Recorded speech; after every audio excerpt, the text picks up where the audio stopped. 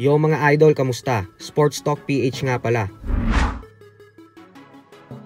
Ang pagpanaw ng isang Pinoy legend. Pag-usapan natin yan mga idol. Ngunit bago ang lahat ay huwag kakalimutang mag-subscribe at i-click ang notification bell button for more sports talk. So isang napakalungkot na balita nga po ang dumating para sa ating mga Pinoy boxing fans kagabi lamang. Ito po ay dahil kinumpirma ng former 2 Division World Champion Jerry Peñalosa sa Spin.ph na pumanaw na ang kanyang nakatatandang kapatid na si Jonathan Peñalosa sa edad na 57 years old nang dahil sa sakit na colon cancer. Malaki po ang naging ambag ni Peñalosa sa Philippine boxing community, lalo pat ayon mismo sa ating pambansang kamauman ni Pacquiao, ay isa daw si Peñalosa sa matagal niya ng trainer at kaibigan. Kasama po siya sa mga bigating laban ni Pacquiao kagaya ng mga laban nito kontra kay Timothy Bradley Jr., Jeff Horn, Lucas Matisse, Keith Thurman at iba pa. Bukod dyan ay siya din ang nagsilbing trainer ni Pacman sa naging exhibition fight nito kontra kay DKU. Si Peñalosa din ang nagsilbing trainer ng anak ni Pacquiao na si Eman Bacosa, habang ang current undefeated top Pinoy prospect naman na si Kenneth Louver ay lubos ang lungkot nang dahil sa pagkawala ni Peñalosa. Ayon kay Louver ay huling pagsasama na daw pala nila noong lumaban siya sa Japan itong nakalipas na buwan lamang.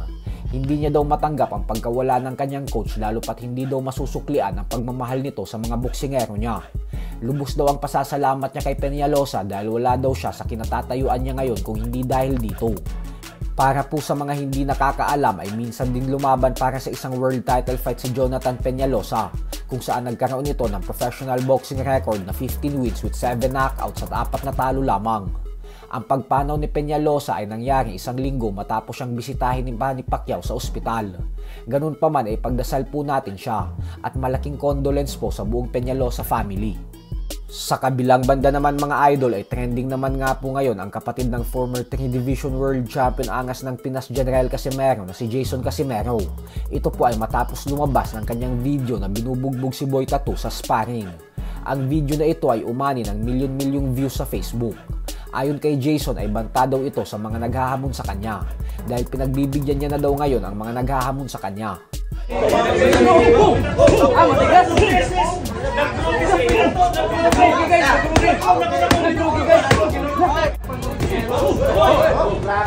Samantala, opisyal na nga pong inanunsyo na kasado na ang bigating undisputed title fight sa pagitan ng current undefeated unified heavyweight world champion Alexander Usyk at ng IBF heavyweight world champion Daniel Dubois.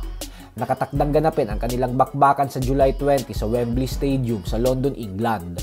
Ang bakbakan po nila na ito ay magsisilbi ding rematch dahil kung atin pong matatandaan ay nagtuos na din silang dalawa noong taong 2023 kung saan nakuha ni Usyk ang panalo via 9th round technical knockout. Kaya naman matinding bakbakan din po talaga ito.